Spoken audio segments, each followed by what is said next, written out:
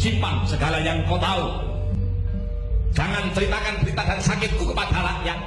Biarkan aku menjadi korban asal Indonesia tetap bersatu. Assalamualaikum warahmatullahi wabarakatuh. Selamat malam saudara-saudara semua. Ini saya menanggapi debat capres pertama yang mungkin hanya sedikit bagaimana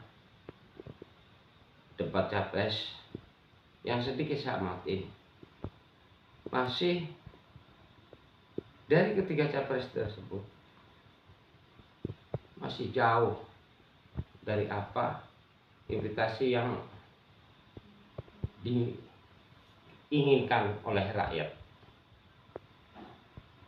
Rakyat ingin gagasan atau misi-misi yang jelas dan clear, bukan hanya pendapat-pendapat atau gagasan-gagasan seperti yang sudah-sudah setiap pemilu terjadi, ya hampir sama.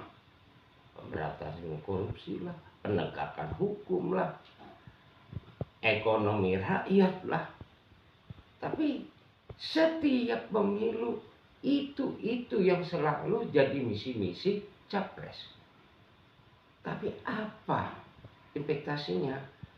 Belum ada yang sesuai dengan keinginan rakyat. Ini mungkin banyak sekali yang perlu saya tanggapin, masalah apa ya, narasi atau ucapan-ucapan para capres dalam debat capres yang pertama. Bagaimana dengan anggaran 80T, Pak Anies sebagai gubernur tidak dapat berbuat sesuatu yang berarti untuk mengurangi polusi? Terima kasih. Bila masalah polusi udara itu bersumber dari dalam kota Jakarta, maka hari ini, besok, minggu depan konsisten selalu akan kotor. Tapi apa yang terjadi? Ada hari di mana kita bersih, ada hari di mana kita kotor. Ada masa minggu pagi Jagakarsa sangat kotor. Apa yang terjadi? Polusi udara tak punya KTP, angin tak ada KTP-nya. Ini saya sedikit menanggapi untuk capres urut 1 Bapak Anies Baswedan, di mana apa yang dijawab oleh beliau mengenai angin yang tidak ber-KTP. Untuk membahas atau pendapat atau misi untuk menyelesaikan polusi udara di Jakarta, jawabannya ngalor ngidul, nggak jelas, panjang lebar. Ya mungkin orang tertentu mengerti apa yang ia katakan, apa yang ia sampaikan.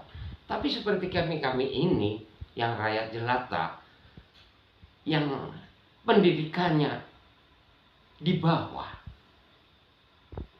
yang wawasannya hanya sedikit dan tidak mengerti apa-apa, nggak paham apa yang dibicarakan atau apa yang dijawab oleh Bapak Anies Baswedan tentang polusi udara di Jakarta, untuk mengurangi polusi udara di Jakarta dengan jawaban angin tidak ber-KTP.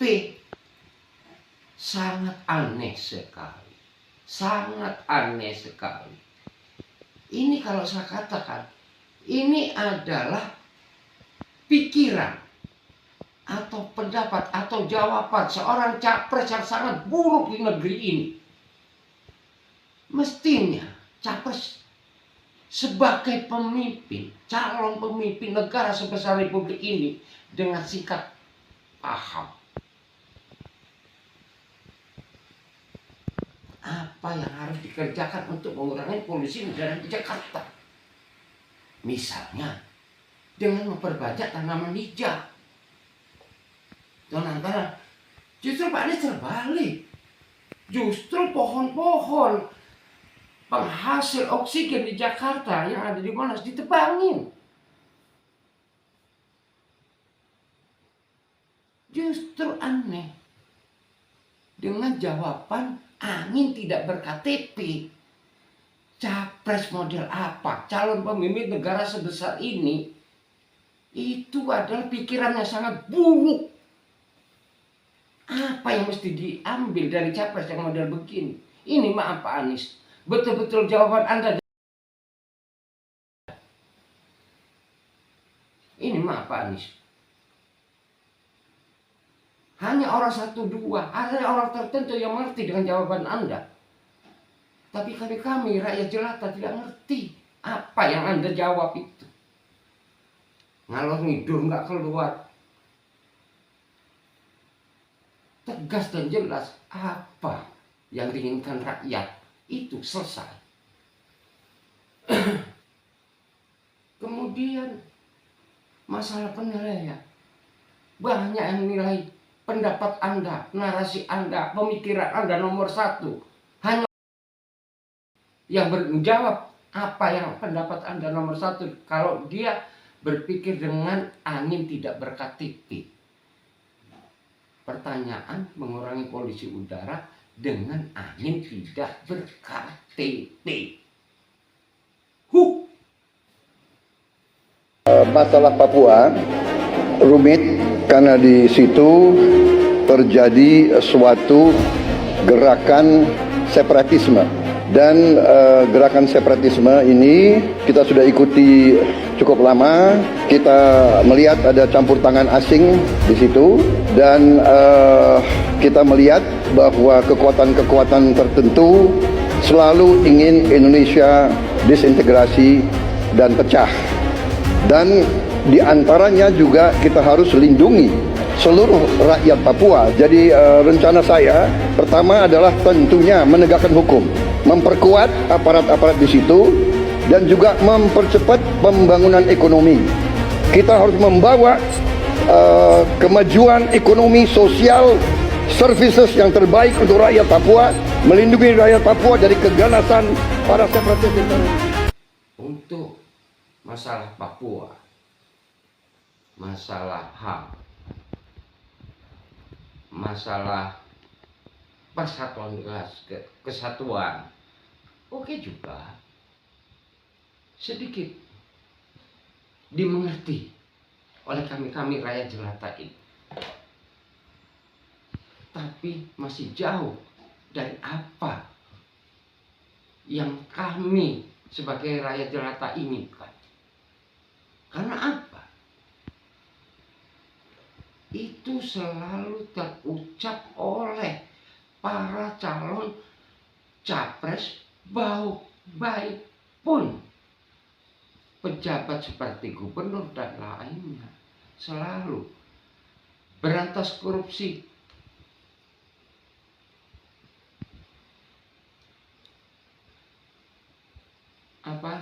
Berantas korupsi sampai akar-akarnya itu selalu terucap, dan hasilnya no. Semakin besar korupsi, semakin besar dan besar. Semua capres setiap hendak pemilu itu yang jadi pokok utama untuk menarik hati rakyat. Dan masalah penyelesaian HAM. Bagaimana Pak Prabowo dengan HAM-HAM masa lalu?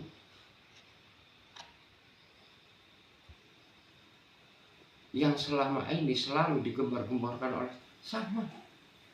Sampai hari ini tidak ada tuntas bagaimana penyelesaian HAM. Begitu juga masalah hukum, sistem peradilan yang namanya tumpul ke bawah, tajam ke bawah, tumpul ke atas. Setiap pemilu diucapkan oleh calon-calon, baik itu capres ataupun pejabat-pejabat lain, gubernur atau yang lain, sama hasilnya. Tetap Tidak ada perubahan sama sekali. Tidak ada perubahan sama sekali. Yang namanya korupsi semakin banyak, semakin besar, semakin besar. Bayangin aja untuk saat ini. Dari anggaran 10 triliun, 8 triliun yang dikorupsi. Ini contoh. Satu contoh. Bayangkan aja. Di mana yang selama ini selalu digembar-gembarkan berantas korupsi, perkuat KPK, bla bla bla bla bla bla bla. Nol besar. Nah, kemudian ada lagi Pak Prabowo. Ini sangat aneh bagi saya. Kalau kemarin saya dengar program Anda telur dan susu, ini ditambah lagi makan siang. Dan banyak media yang mengatakan atau yang memberitakan budgetnya itu sampai 300 triliun per tahun untuk masalah pendidikan, makan gratis untuk anak-anak sekolah, untuk perbaikan gizi. Bayangin. Yang jelas, yang pertama, Bapak mengucap berpikir atau tidak? Anggarannya dari mana? Pasti dari APBN. Toh uang rakyat juga. Nah, dengan anggaran sebesar itu, mampukah APBN kita mengcover semua itu? Sementara untuk pendidikan gratis pun sampai hari ini belum terselesaikan. Masih banyak sekolahan-sekolahan yang masih mengambil iuran dari orang tua murid. SPP per bulan misalnya. Banyak sekolah swasta yang masih mengambil iuran dari wali-wali murid, dari orang tua para murid. Banyak guru honor yang honornya hanya sedikit, bahkan hanya ada yang cuma 500.000, itu pun tidak terselesaikan. Kadang tertunda sampai 3 bulan baru gajian.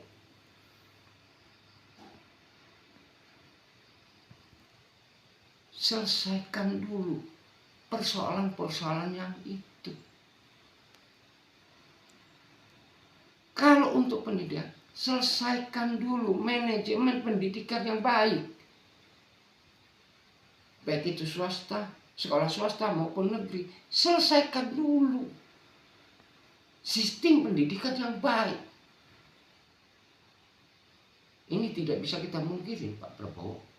Ada sekolahan yang ini ada. Kita tidak bisa dapat membuktikan yang memungut biaya uang masuk masih ada. Selesaikan itu dulu. Bagaimana guru pengajarnya, kesejahteraan gurunya bagaimana, bagaimana dapat dipastikan semua murid di Republik ini gratis. Tidak ada lagi yang tanpa pungutan biaya. Pastikan itu dulu, baru langkah yang lain. Seperti video yang sebelumnya saya bahas. Untuk gizi anak-anak sekolah, meningkatkan gizi anak-anak sekolah, cukup bagaimana membangkitkan ekonomi rakyat.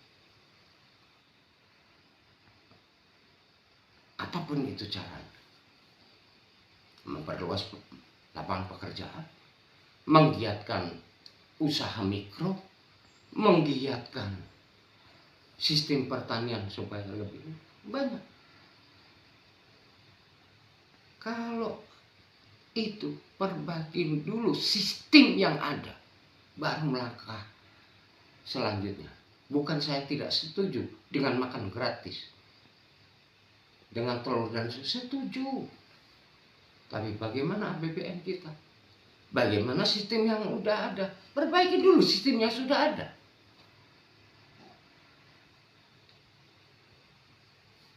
Nah, bagaimana Anda akan menjadi pemimpin republik ini kalau Anda tidak ngerti bagaimana keadaan negara Anda? Itu camkan baik-baik Pak Prabowo.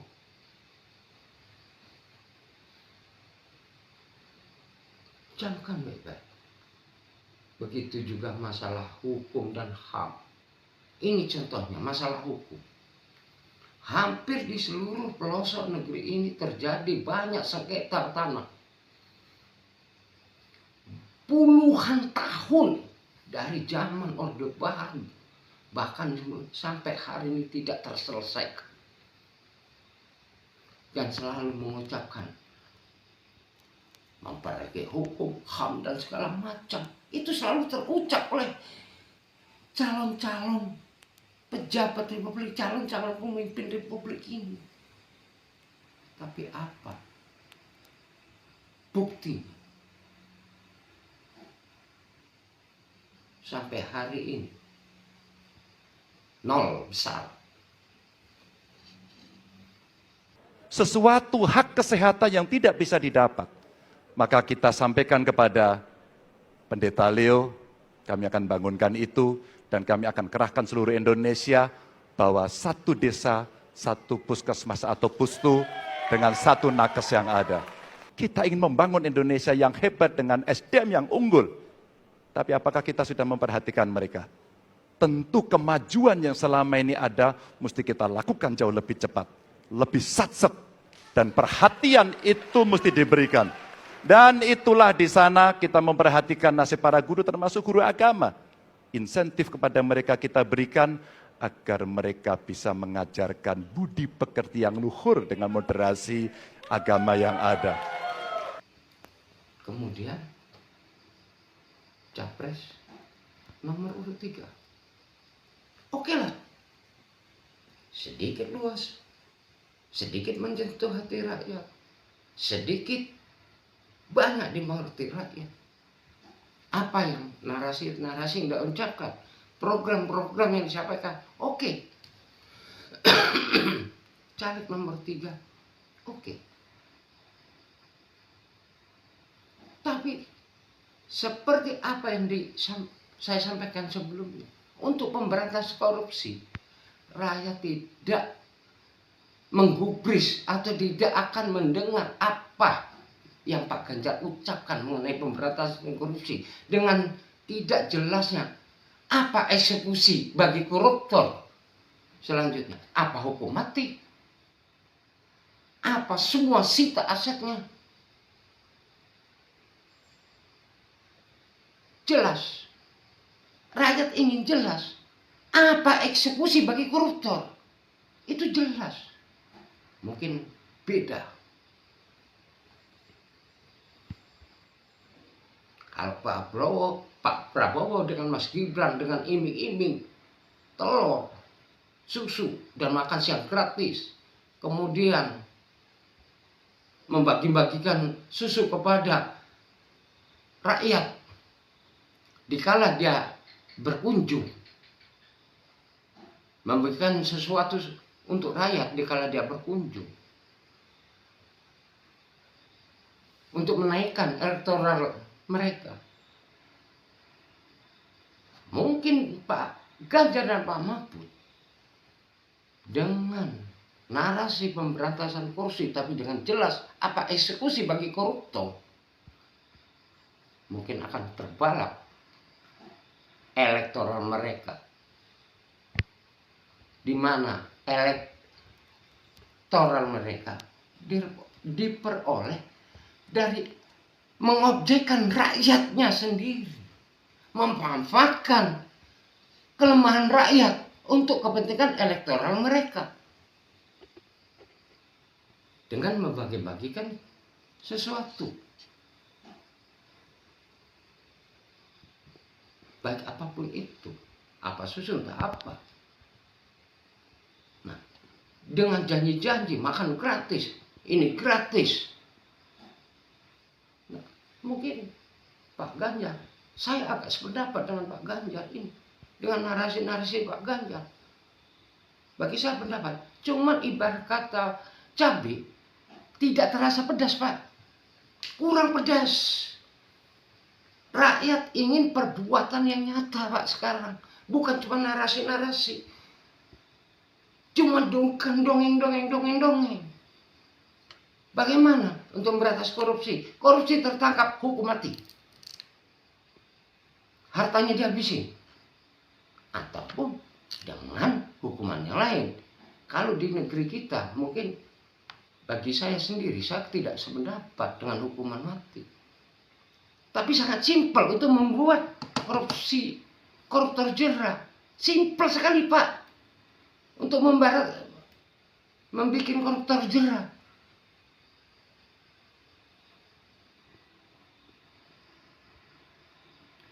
Putus sidang, terbukti dia bersalah melakukan koruptor. Suruh berdiri pinggir jalan dikalungin, saya koruptor. Dengan dipasang rantai yang besar di kakinya supaya tidak lari. Nggak perlu, Pak, dimasukin Nusa Kambangan. Tidak perlu dihukum mati. Cukup suruh berdiri di pinggir jalan. Supaya rakyat semua tahu. Kalau 5 tahun dia kena kasus, 5 tahun dia suruh berdiri di pinggir jalan. Selesai, Pak, urusannya.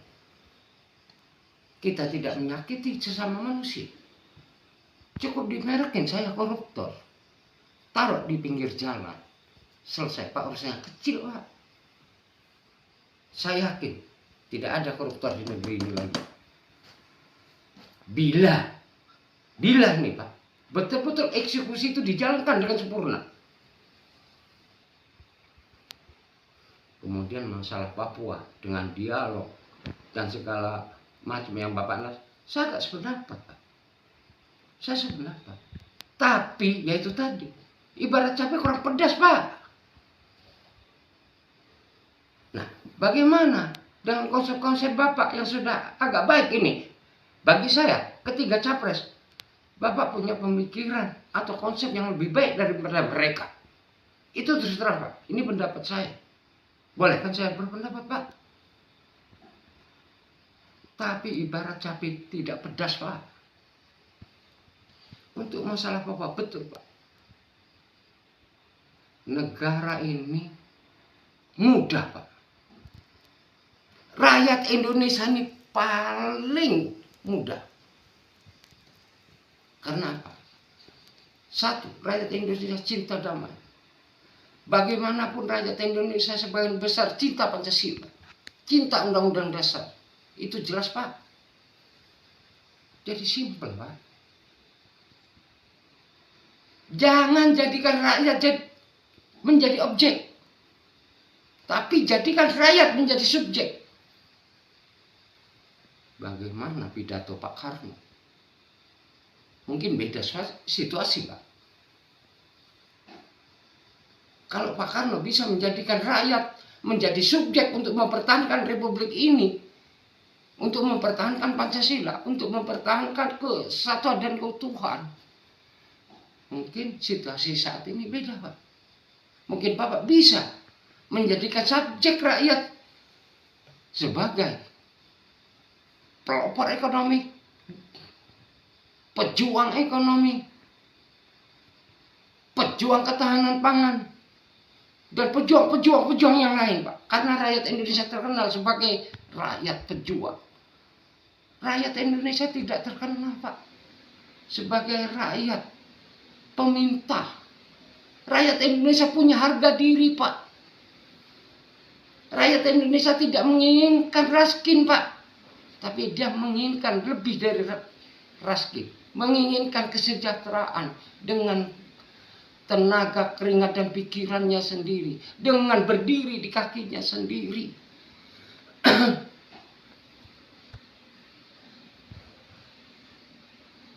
Dengan itu, Pak, saya gak sependapat. Terus terang, dari ketiga capres, saya terus terang, saya hanya pendapat dan misi-misi Pak Ganjar dan Bapak Mahfud yang masuk di logika saya. Kalau capres nomor 1, sedikit pun tidak nyampe Pak di otak saya. Bagaimana angin harus berKTP,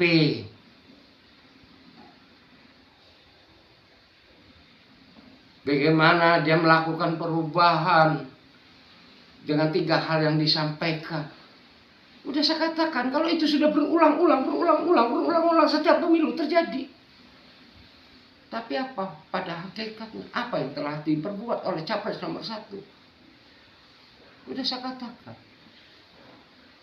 No. Dengan bukti pekerjaan, polisi udara, dia tebangin itu pohon-pohon di Monas. Dengan perumahan rakyat, DP 0%, 0 besar hasilnya. Dengan pola pendidikan, IKBON, ballpoint, dan macam-macam segalanya. Yang salah bayar lah, yang apalah. Kalau capres nomor 1, dari kata-katanya aja saya katakan, jawaban yang sangat buruk sekali. Dengan jawaban angin tidak punya KTP.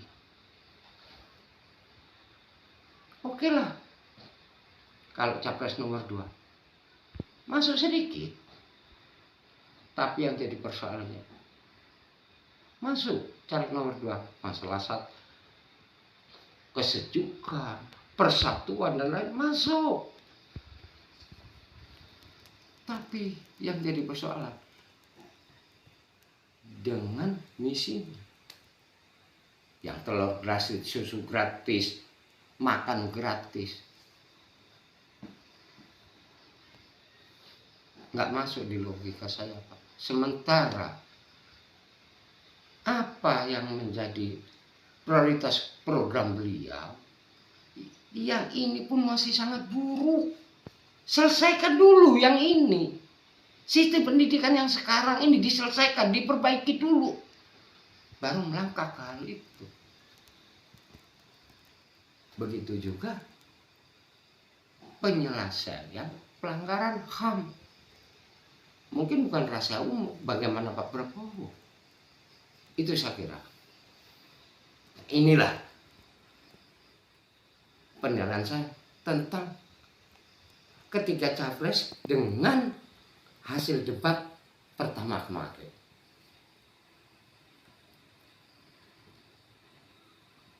Iya dong, saya mesti pun rakyat jelata, rakyat yang di bawah.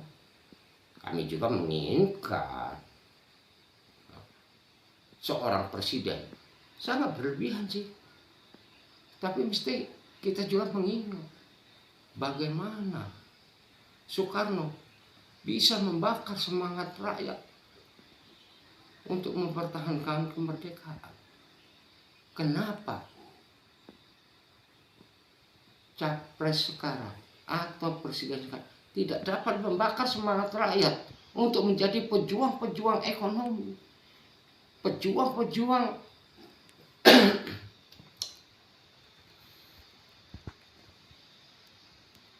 produk dalam negeri, pejuang-pejuang pencipta negeri sendiri. Ini Pak, dari ketiga capres ini yang mestinya terlahir dari pemikiran seorang capres, seorang leader republik ini. Bayangkan aja, 280 juta penduduk,